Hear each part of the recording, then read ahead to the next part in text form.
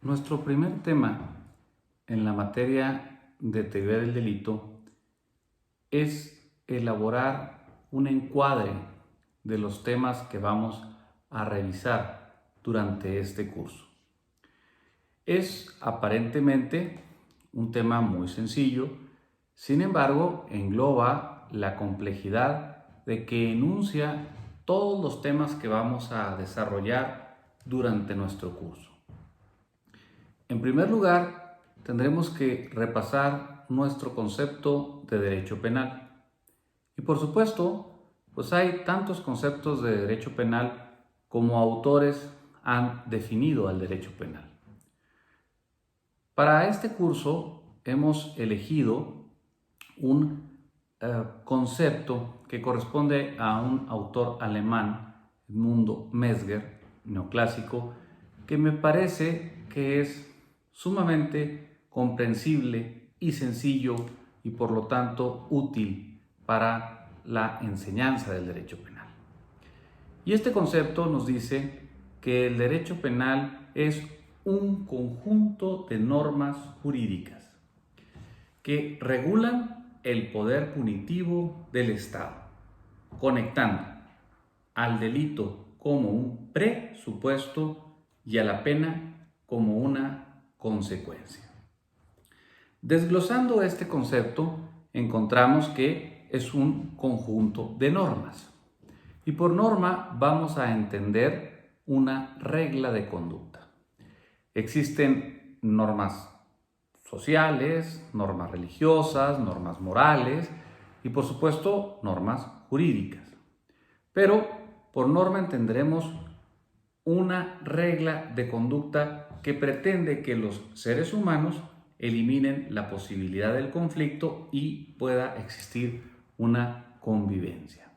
Si ustedes van a un gimnasio, por lo general van a encontrar en letreros o un reglamento cosas muy elementales, como por ejemplo, pues limpia los aparatos después de usarlos, utiliza ropa deportiva, no estés en los aparatos si no los estás usando.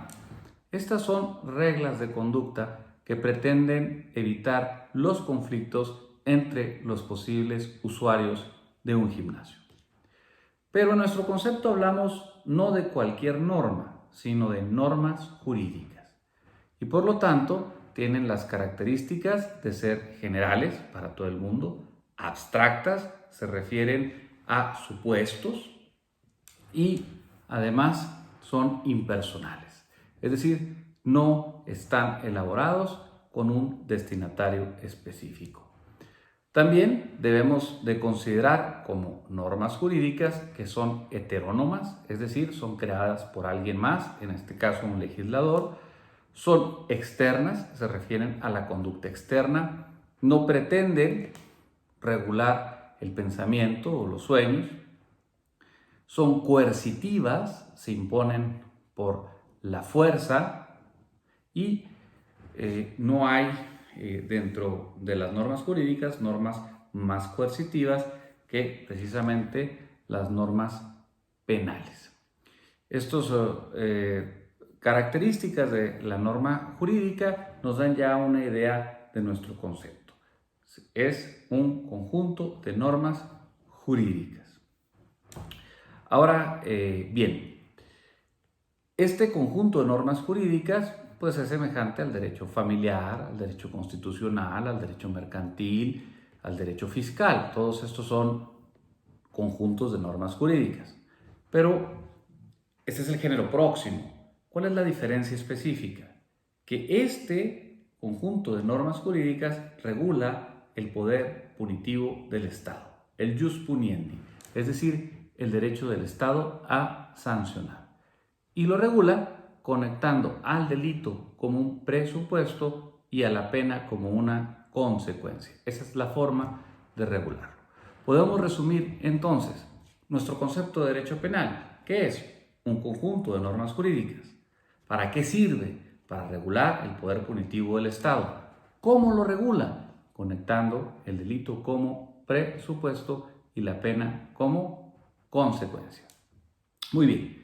Tendremos que distinguir ahora entre lo que es el derecho penal objetivo, que sería el Código Penal o cualquier disposición legal que establezca tipos penales con amenazas de pena, que pues regularmente antes eran unas impresiones, unos libros donde veíamos el código, lo podíamos tocar, lo leíamos, lo pesábamos. Es un derecho penal objetivo que fue creado por el legislador, pero está plasmado en algo que podemos observar, que podemos leer. Hoy, por lo general, utilizamos pues nuestras tablets, nuestras computadoras y vemos estos documentos digitales que contienen precisamente a los códigos penales. Esto que es el derecho penal objetivo, las normas penales en sí, los códigos penales, lo distinguimos del derecho penal subjetivo, al que ya nos hemos referido como jus puniendi, y que es por definición intangible, es decir, no se puede tocar, se deduce, ¿sí? No es algo que se pueda percibir directamente por los sentidos.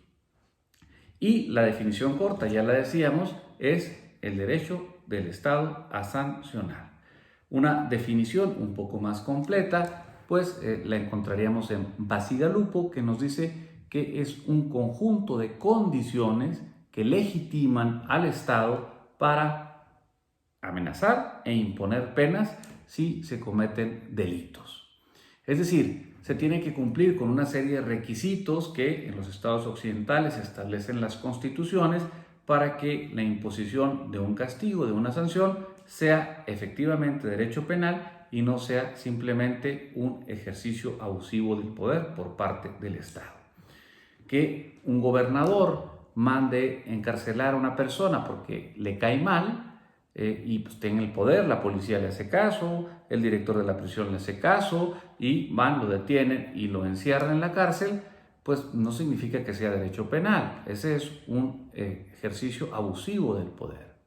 Pero cuando el Ministerio Público, que está facultado para realizar una investigación después de una denuncia, lleva a una persona ante un tribunal, se le sigue un juicio, el juez, con base en la ley, le aplica una pena privativa de libertad, entonces se está ejerciendo el derecho del Estado a sancionar, porque se cumplió con la Constitución, en el caso de México, con el artículo 14, 16 constitucional, 19, 20, en donde encontramos precisamente todas estas condiciones que van a legitimar al Estado para imponerle una sanción a una persona.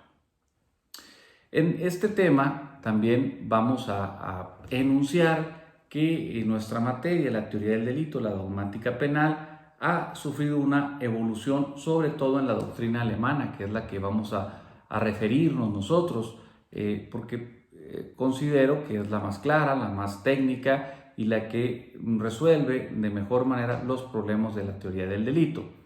Y simplemente, sin desglosarla, enunciaremos que hay una etapa de causalismo clásico, evoluciona a un causalismo neoclásico, aproximadamente a mediados del siglo pasado, y luego encontramos una etapa de finalismo, por ahí de los años 50 o 60 del siglo pasado, de la doctrina dominante, para llegar a lo que se conoce como funcionalismo, que hoy en día en Alemania y en los países que están más avanzados en teoría del delito, pues es la doctrina dominante. ¿A qué me refiero con doctrina dominante? Pues la que la mayoría de los autores aceptan y que además es con base en la cual se enseña el derecho y por lo tanto los códigos penales tienen esa influencia y se aplica también en los tribunales.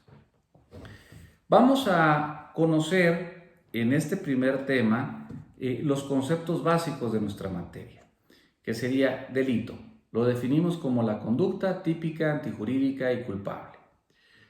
Por conducta o acción vamos a entender el ejercicio de una finalidad. Hay, por supuesto, muchísimos conceptos de acción, pero en este curso nos iremos con el concepto finalista, el ejercicio de una finalidad.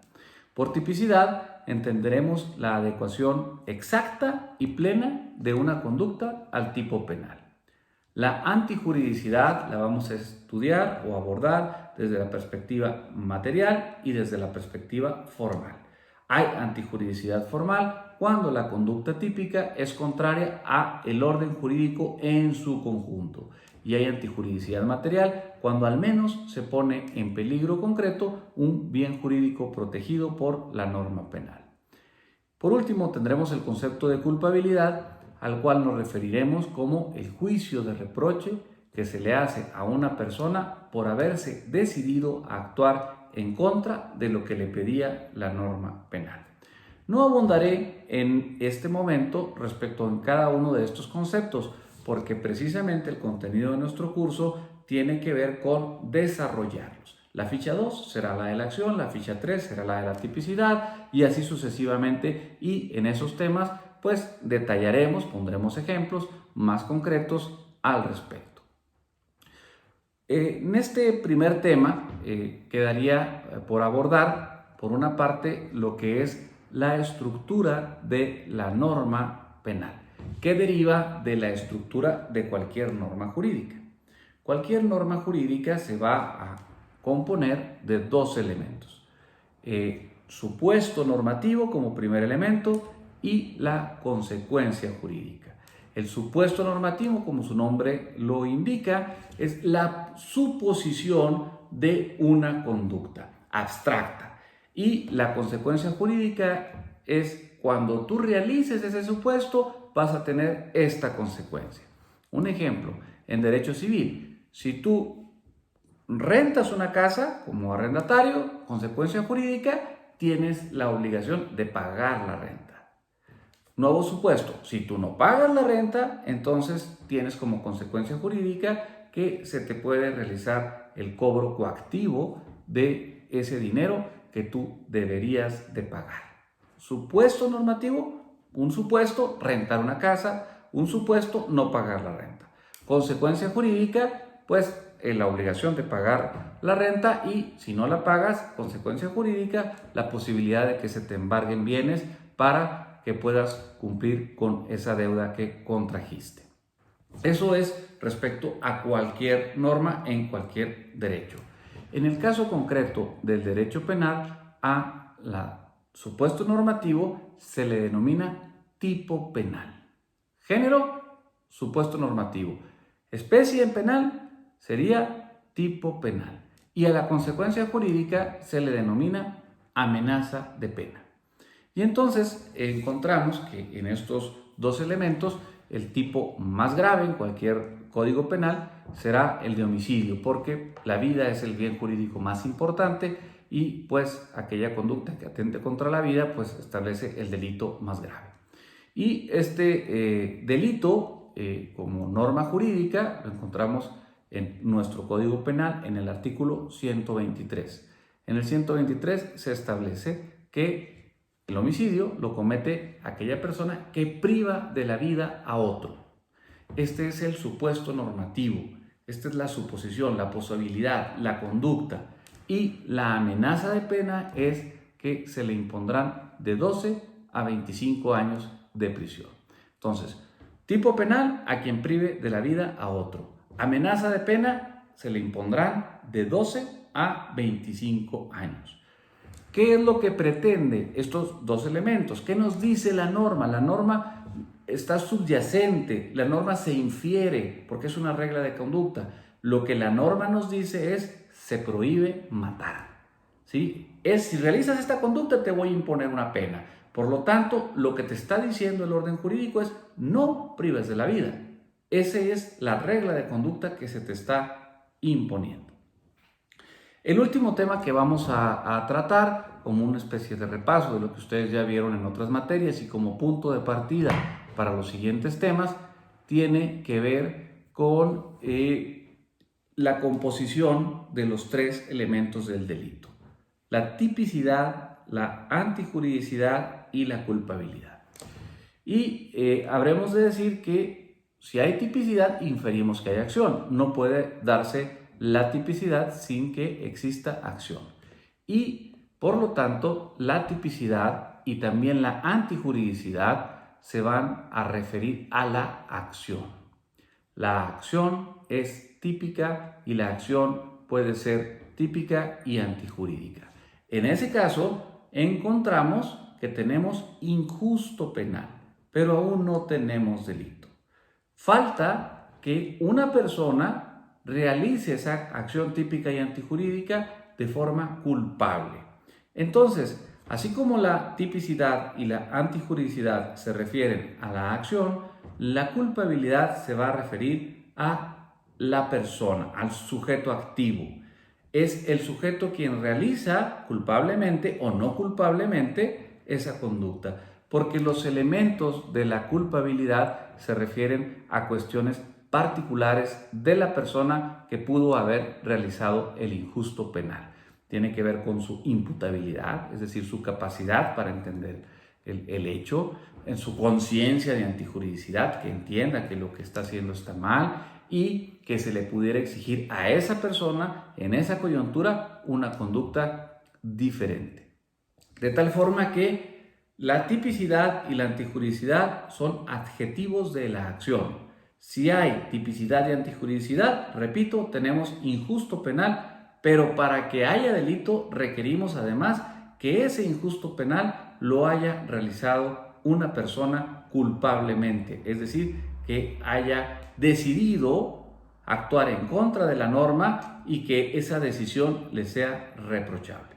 Y entonces sí tenemos un delito, porque se realizó una acción típica, antijurídica y culpable. Con esto concluimos nuestro primer tema de este curso y pues más adelante abundaremos sobre los demás temas.